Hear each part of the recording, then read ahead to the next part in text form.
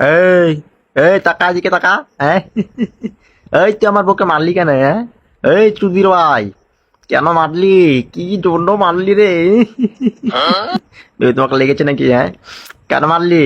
আয় মকলেজ, তুই জানিস আমি এখানে দাঁড়িয়ে আছি, আমি এত বড় একটা ওর হাজবেন্ড এখানে দাঁড়িয়ে আছি, তুই আমার সামনে আমার বউকে মারলি? চুদির ভাই, মনটা চাচ্ছে তোকে আমি কি করি।